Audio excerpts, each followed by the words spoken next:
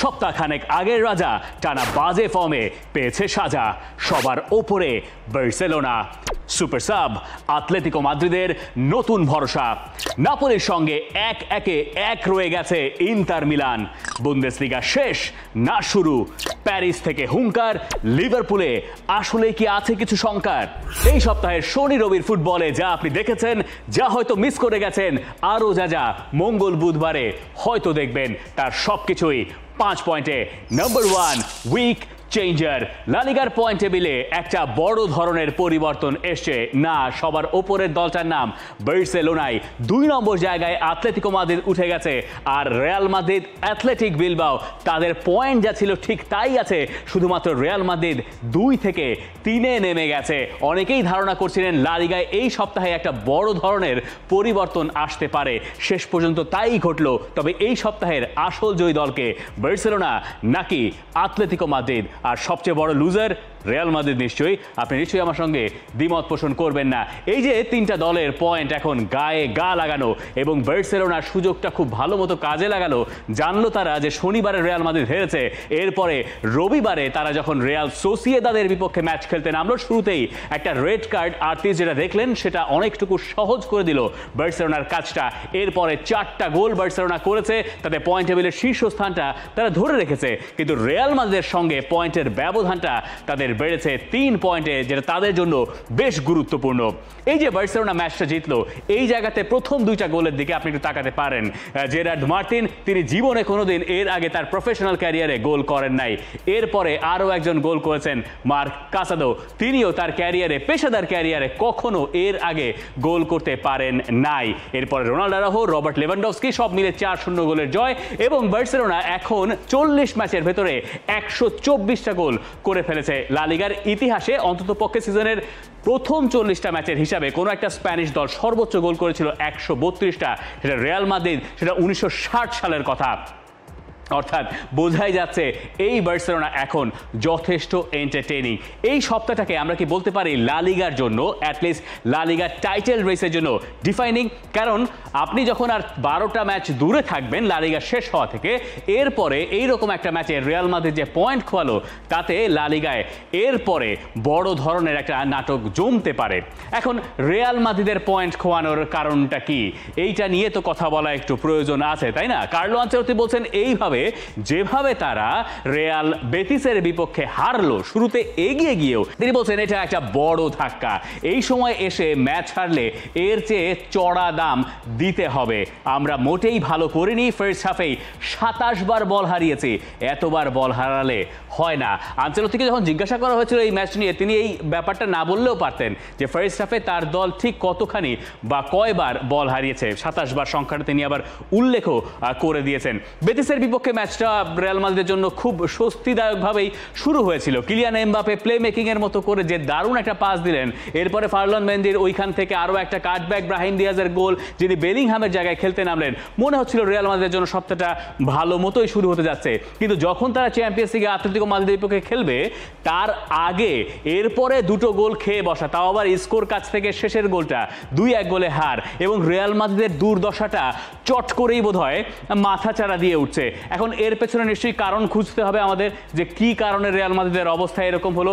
অনেকেই ভিনিসিয়াসকে দোষ দিচ্ছেন। এখন ভিনিসিয়াসকে দোষ দিচ্ছেন, তার পেছনে কারণ আছে।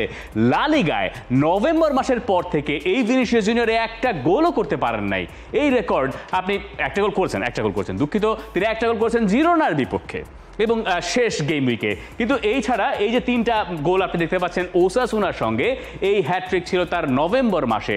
এরপরে এখনো পর্যন্ত তার গোল হচ্ছে ওই একটা। এইটা আপনি যখন লা লিগা জিততে এসছেন, তখন আপনার দলের সবচেয়ে বড় স্টার প্লেয়ারের কাছ থেকে সম্ভবত প্রত্যাশিত নয়। এখন অনেকে হয়তো বলবেন যে স্টার প্লেয়ার হয়তো কিলিয়ান এমবাপে টানছিলেন বলেই হয়তো এই ব্যাপারটা এতদিন নজরে আসে নাই। আবার ভিনিসিয়াস জুনিয়র, তিনি লা লিগায় খারাপ করলেও চ্যাম্পিয়ন্স লিগে নিয়মিতই ভালো করে গেছেন। এর ভেতরে চ্যাম্পিয়ন্স লিগে যতগুলো ম্যাচ হয়েছে, সেটা আপনি আতালান্তার কথা বলেন, এরপরে গিয়ে রিয়াল মাদ্রিদ যে থ্রু করলো, সবগুলো ম্যাচে কম বেশি বড় ধরনের ইম্প্যাক্ট ভিনিসিয়াস জুনিয়রের আছে, ম্যানচেস্টার সিটির সঙ্গে ওই ম্যাচটাতেও। অর্থাৎ চ্যাম্পিয়ন্স লিগে একরকম, কিন্তু লা লিগায় ঠিক ভিনিসিয়াস জুনিয়র নিজেকে হারিয়ে এই মুহূর্তে খুঁজছেন এবং অনেকেই ভাবছেন রিয়াল মাদ্রিদের দুর্দশার পেছনে এটাই হচ্ছে তাদের সেই কারণ। তবে কারণ বোধহয় আরও কয়েকটা আছে। দানি সেবায়োসের ইনজুর্ড হয়ে যাওয়া, ফেদেরিকো ভালভার্দের এই ম্যাচটা খেলতে না পারা, এর সব কিছুই সম্ভবত রিয়াল মাদ্রিদের হারের পেছনে কারণ। কিন্তু সেই কারণ যাই হোক না কেন, রিয়াল মাদ্রিদের সামনে যখন ভিনিসিয়াস, এমবাপে আর রদ্রিগোর মতো ফুটবলার থেকে যান, বেলিংহাম যদিও এই ম্যাচটা খেলতে পারেন নাই নিষেধাজ্ঞার কারণে, এরপরে আর কোনো কিছুই হয়তো ধোপে টেকে না।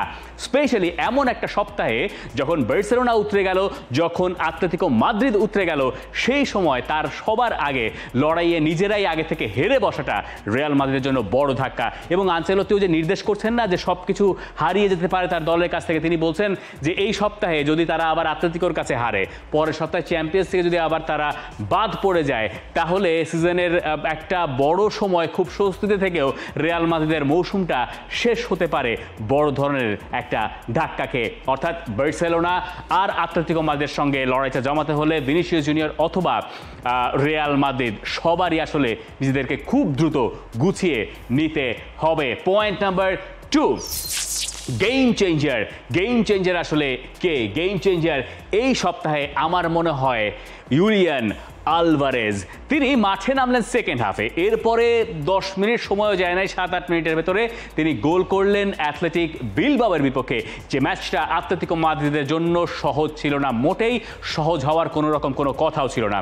তবে এই ম্যাচে ডিয়েগো সিমিওনে চিন্তা করেছিলেন যে যেহেতু আগের ম্যাচে শর্লট খুব ভালো করলেন, তাকে স্টার্ট করিয়ে দেওয়া যেতে পারে। আলেকজান্ডার শর্লট যখন সাব হয়ে মাঠ ছাড়লেন তখন তিনি গোল করতে পারেন না, তিনি সাবস্টিটিউট হিসেবেই বেশি ইম্প্যাক্টফুল। কিন্তু ইউলিয়ান আলভারেজ যিনি নিয়মিত স্টার্ট করছিলেন আতলেতিকো মাদ্রিদের জার্সিতে, তিনি আতলেতিকো মাদ্রিদের সুপার সাব হয়ে এইবার 16তম গোলটা করলেন, যেটা আতলেতিকো মাদ্রিদকে সাহায্য করলো রিয়াল মাদ্রিদকে পয়েন্ট টেবিলে ছাড়িয়ে যেতে। ইম্প্যাক্ট সাব বলতে যা বোঝায়, কিন্তু আলভারেজ তো আসলে পুরো সিজন জুড়েই ইম্প্যাক্ট রেখে যাচ্ছেন, তার 21টা গোল হয়ে গেছে এরই মধ্যে।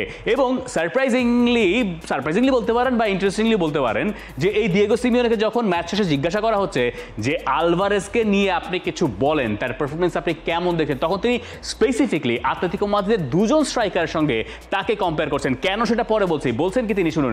আলভারেজকে সাইন করানোর সময় আমরা জানতাম ওর ধাঁচ অনেকটা সুয়ারেজের মতো, এইরকম ফুটবলার আসলে ঈশ্বর প্রদত্ত ক্ষমতা নিয়ে আসে, যেমন ধরেন ভিয়ার সময়ের কথাও এর সঙ্গে বলা যায়। কেন এই দুজন স্ট্রাইকারের সঙ্গে ডিয়েগো সিমিওনে আলভারেজের তুলনা করছেন? তিনি তো রাদামেল ফালকাওয়ের কথা বলতে পারতেন, তিনি ফার্নান্দো তোরেসের কথা বলতে পারতেন, ইনফ্যাক্ট আতলেতিকো মাদ্রিদে খেলে যাওয়া আরেকজন বিখ্যাত স্ট্রাইকার সেরহিও আগুয়েরোর নাম ডিয়েগো সিমিওনে নিতে পারতেন, কিন্তু তিনি সুয়ারেজ আর ডেভিড ভিয়ার নাম কেন নিলেন? তিনি কি একটু হলেও সুপারস্টিশিয়াস? হতে পারে, কারণ এই দুজন স্ট্রাইকারই অর্থাৎ সুয়ারেজ এবং একই সঙ্গে ডেভিড ভিয়া ডিয়েগো সিমিওনেকে লা লিগা জিতিয়েছিলেন 2বার। যে 2বার লা লিগা আতলেতিকো মাদ্রিদ জিতেছে, সেই 2বার তার দলের স্ট্রাইকার ছিলেন, একবার ছিলেন ডেভিড ভিয়া, আরেকবার লুইস সুয়ারেজ। আর এবার সেটা আলভারেজ হতে পারবেন কিনা সেটা আমরা জানি না, 12টা ম্যাচ এখনো বাকি আছে, কিন্তু সেই পথে খুব ভালো মতো আসলে রয়েছে এই আতলেতিকো মাদ্রিদ অথবা ডিয়েগো সিমিওনের দল। এবং সেই জায়গায় এই আলভারেজের ইম্প্যাক্টটা আলোচনা করার মতোই। আমরা আগের সপ্তাহেও 5 মিশালিতে বলেছিলাম যে তিনি কিভাবে ইম্প্যাক্ট রাখছেন, এই সপ্তাহে তিনি সাবস্টিটিউট হিসেবে নেমেও একটা বড় ইম্প্যাক্ট রাখলেন। এবং কেন এটাকে বড় ইম্প্যাক্ট বলছি, কারণ বিলবাও এর পরে যেভাবে চাপ প্রয়োগ করেছে আতলেতিকোর ওপরে, তাতে ম্যাচটা আতলেতিকো মাদ্রিদ ড্র করতে পারতো এবং খুব খারাপ হলে হেরেও বসতে পারতো। সেই জায়গায় ওই লিডটা খুব দরকারি ছিল আতলেতিকোর জন্য। এরপরে আতলেতিকো সাধারণত যা করে ঠিক তাই করেছে, চাপটা নিজেদের ওপরে নিয়ে তারা পুরোপুরি চাপটা জয় করেছে। Point number 3, inter Milan. এই সপ্তাহে ইন্টার মিলান 1-1 গোলে ড্র করেছে স্তাদিও দিয়েগো আর্মান্দো মারাদোনায় গিয়ে নাপোলির বিপক্ষে, এবং সেটাকে কোরিয়েরে দেল্লো স্পোর্ট বলছে মেগলিও কোন্তে, আন্তোনিও কোন্তেকে তারা কেন এগিয়ে রাখছে সে কথা বলছি পরে। লা গাজাতে দেল্লো স্পোর্ট তারা বলছে যে 1-এ ইন্টার। এখন এই 1-এর কথাটা কি বা 1-এর মাঝেজাটা কি? নাপোলি শেষ পর্যন্ত তারা ইকুয়ালাইজার করেছে 87 মিনিটের দিকে, তার আগে দিমার্কোর গোলে ইন্টার মিলান লিড করছিল, কিন্তু কিন্তু এমন একটা সময়ে ইন্টার মিলান ম্যাচে লিড নিল যেই সময়টা তাদের আসলে ম্যাচে লিড নেওয়ার কথা ছিল না। আপনি যদি পুরো ম্যাচ জুড়ে এই গ্রাফটার দিকে তাকান তাহলে আপনি জানেন যে নাপোলি ম্যাচের বেশিরভাগটা সময় জুড়ে ইন্টার মিলানের ওপরে ডমিনেট করেছে। ম্যাচের শুরুটা ইন্টার একটু ডমিনেট করার চেষ্টা করেছিল এবং সেই জায়গাতেই তারা 22 মিনিটে ওই গোলটা পেল, যেই সময়ে আসলে নাপোলি ওয়ার মোর থ্রেটনিং, তাই না? এবং এরপরে সেকেন্ড হাফ শুরু হওয়ার আগে, ফার্স্ট হাফ শেষ হওয়ার ঠিক আগের 15 মিনিট একটার পর একটা সুযোগ নাপোলি তৈরি করছে। সেকেন্ড হাফের এই গ্রাফে দেখলে আপনি পুরোটাই দেখবেন লাল, পুরোটা জুড়ে লাল, অর্থাৎ সেই জায়গায় নাপোলি অনেক বেশি প্রেসারে ফেলেছিল ইন্টার মিলানকে। এই জায়গায় ইন্টারেরও পজিটিভ দিক আছে, নাপোলিরও পজিটিভ দিক আছে। নাপোলির পজিটিভ দিক হচ্ছে নাপোলি যেহেতু পয়েন্ট টেবিলে এই মুহূর্তে মাত্র ওই 1 পয়েন্টেই পিছিয়ে আছে ইন্টার মিলানের তুলনায়, তারা এখনও টাইটেল রেসে টিকে থাকলো। আপনি যদি স্কোয়াড হিসাব করেন তাহলে সেই জায়গায় কোন্তের দলকে আপনাকে ইন্টার মিলানের পেছনেই রাখতে হবে। সেই হিসাব থেকে আপনি বলতে পারেন যে একটা পয়েন্ট এক হারের চেয়ে অন্তত পক্ষে অনেক বেশি ভালো। এবং নাপোলি গেল কয়েকটা সপ্তাহে যেহেতু পয়েন্ট খোয়াচ্ছিল, শেষ ম্যাচে তারা হেরে বসেছিল, এরকম একটা জায়গা থেকে ইন্টারের সঙ্গে ড্রটা একেবারে বাজে ফল বলা যাচ্ছে না, কারণ এখনও সেরি আতে বেশ বড় সংখ্যায় ম্যাচই বাকি আছে। আতালান্তা আরেকবার ড্র করেছে গোল শূন্য, যেটা একপাশে আপনি দেখতেই পাচ্ছেন আতালান্তার পয়েন্টটা। বোঝা যাচ্ছে যে এই জায়গায় একটা মোটামুটি টাইটেল রেস আছে, লা লিগার মতো অত হেভিওয়েট না হলেও। নাপোলির প্লাস পয়েন্ট ওইটাই যে কোন্তে বলছেন যে খুব ভালো খেলেছে তার দল ইন্টার মিলানের মতো দলের বিপক্ষে, তারা একটার পর একটা অ্যাটাক করছে, যেটা তাদেরকে বাকি সিজন মানে যতগুলো ম্যাচ রয়েছে সেরিয়াতে, তারা তো বাকি সব কম্পিটিশন থেকে বাদ পড়ে গেছে, সেইখানে তাদেরকে সাহায্য করতে পারে। আর ইন্টার মিলানের জন্য পজিটিভ দিক কি, ইন্টার মিলানের গোলকিপার মার্তিনেজ, যারা জানেন না তারা নিশ্চয়ই এতক্ষণে খোঁজাখুঁজি শুরু করে দেবেন যে কোথায় গেলেন ইয়ান সমার। তিনি ইনজুর্ড হয়ে গেছেন এবং গেল কয়েক সপ্তাহ ধরে মার্তিনেজই গোলবারের নিচে ইন্টার মিলানের 1 নম্বর হয়ে গোলবার সামলাচ্ছেন। তো ইন্টার মিলানের সামনে তো ম্যাচ ফেইনুর্দের সঙ্গে, চ্যাম্পিয়ন্স লিগের আগে এইরকম একটা ম্যাচে নাপোলির সঙ্গে যে কটা সেভ তিনি করেছেন সেটা তাকে অনেকটুকু আত্মবিশ্বাস যোগাতে পারে বা যোগানোরই কথা। ইন্টার মিলানের সংখ্যা যেখানে যে তাদের স্কোয়াডটা যেহেতু একটু বুড়িয়ে যাওয়া এবং সেরিয়ার হিসাবে সবচেয়ে বুড়ো দল হচ্ছে ইন্টার মিলান, তো এইরকম একটা জায়গায় যখন গোলকিপারের ব্যাপারটাও একটু নড়বড়ে থাকে, ঝামেলার নানা রকম কারণ থাকতে পারে। স্পেশালি চ্যাম্পিয়ন্স লিগে ইতালির বাকি ক্লাবগুলোর যে ভরাডুবি, এরপরে ইন্টার মিলানের উপরে ফোকাসটা একটু বেশি। নাপোলির সঙ্গে এই ড্রটায় তারা মোটামুটি একটা আত্মবিশ্বাস নিয়ে তারা ফেইনুর্দের সঙ্গে খেলতে যাবে, এই ব্যাপারে কোনো সন্দেহ নাই। সেরিয়াতে এই সপ্তাহে বলার মতো আসলে এইটুকুই। কিন্তু বুন্দেসলিগা নিয়ে আমরা একটু কথা বলতে চাই। আমাদের পয়েন্ট নাম্বার 4 হচ্ছে বুন্দেসলিগায়। এখন কথা হচ্ছে বুন্দেসলিগা কি শুরু হলো নাকি বুন্দেসলিগা শেষ হলো? এই সপ্তাহে বায়ার্ন মিউনিখ জিতলো এবং জিতলো বেশ দাপট দেখিয়ে 3-1 গোলে, যেখানে তারা শুরুতে পিছিয়ে পড়েছিল ভিএফবি স্টুটগার্টের সঙ্গে। এরপর দিন গিয়ে আরও 2 দিন পরে ইনফ্যাক্ট তখন বায়ার লেভারকুজেন তারা জিতলো এবং লেভারকুজেন মোটামুটি 4-1 গোলে উড়িয়ে দিয়েছে আইনট্রাক্ট ফ্রাঙ্কফুর্টকে। তো এরপরে বুন্দেসলিগার এই দুই দলের পয়েন্ট টেবিলে যা পার্থক্য ছিল তাই আছে, কিন্তু আসল খেলা তো ভাই এইখানে। চ্যাম্পিয়ন্স লিগে যখন এই দুই দল মুখোমুখি হচ্ছে তখন আপনার ওই বুন্দেসলিগার লড়াইটা নিয়ে আর ভাবার কোনো প্রয়োজন নাই। আপনি ভাবতে পারেন যদি আপনি লেভারকুজেন ফ্যান হন, কারণ আপনি জানেন জাবি আলোনসো কখনো এই বায়ার্ন মিউনিখের কাছে কোচ হিসেবে হারেন নাই এবং শেষবার যখন ফেব্রুয়ারি মাসে এই দুই দলের দেখা হলো সেই ম্যাচে দাপট দেখেছিল জাবি আলোনসোর দল, কিন্তু কোনো একভাবে ভাগ্যক্রমে সেই ম্যাচটায় লেভারকুজেনের আর জেতা হয় নাই। এখন বায়ার্ন মিউনিখের এই যে বিগ ম্যাচে খুব ভালো করতে না পারা, এইরকম একটা মানে ট্যাগ থাকার পরে তারা টানা 2টো ম্যাচে ভালো খেললো, একটা ফ্রাঙ্কফুর্টের সঙ্গে এবং এরপরে গিয়ে স্টুটগার্টের বিপক্ষে। এই সব ম্যাচে স্পেশালি স্টুটগার্টের সঙ্গে গেম চেঞ্জার ছিলেন মাইকেল ওলিসে এবং এই ফ্রেঞ্চ ফুটবলার সম্ভবত বায়ার্ন মিউনিখের এই সিজনের বেস্ট পারফর্মার।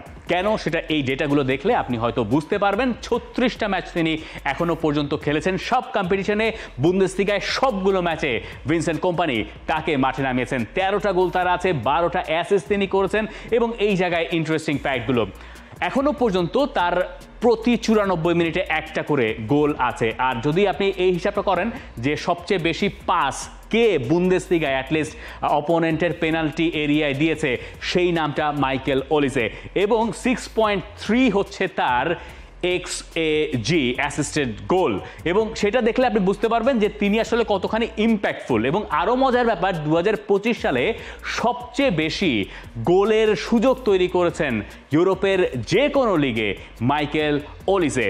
তারকে নিয়ে আমরা এর আগেও দু একবার কথা বলেছি, তবে এই যে লেভারকুজেনের সঙ্গে বায়ার্ন মিউনিখের ম্যাচ, এই জায়গায় হয়তো অনেকে সেই হ্যারি কেইন, জামাল মুজিয়ালা ঘুরে ফিরে ওই নামগুলোই নেবেন, কিন্তু মাইকেল ওলিসেকে যদি আপনি আটকাতে না পারেন, তিনি আপনাকে ভোগাতে পারেন।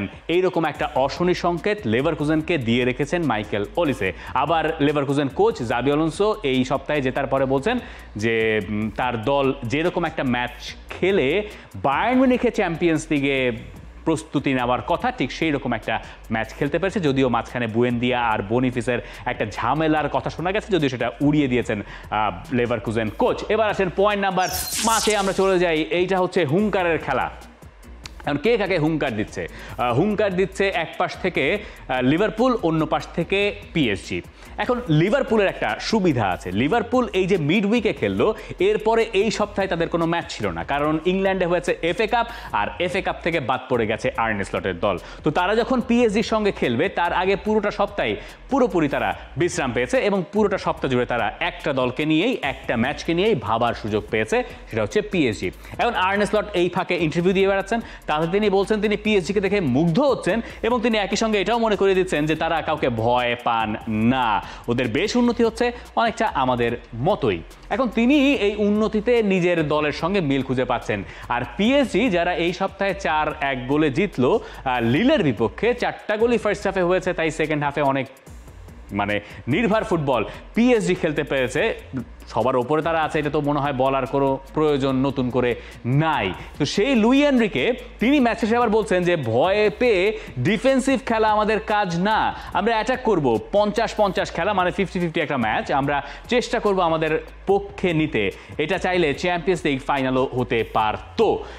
অনেকেই হয়তো Madrid derby, German derby, Barca, Benfica এইসব ম্যাচের ভিড়ে লিভারপুল আর পিএসজির এই লড়াইটা আড়ালে ফেলে দিচ্ছেন, কিন্তু আমার কাছে মনে হয় পিএসজি এই মুহূর্তে যে ফর্মে আছে, এবং তাদের আসলেই যে অ্যাটাকিং ফুটবল খেলার মেন্টালিটি, সেটা হোক লিগ সেটা হোক চ্যাম্পিয়ন্স লিগ, সেইটা এইবারের পিএসজির সবচেয়ে বড় শক্তির জায়গা, এবং এই শক্তিটা ভোগাতে পারে লিভারপুলকে।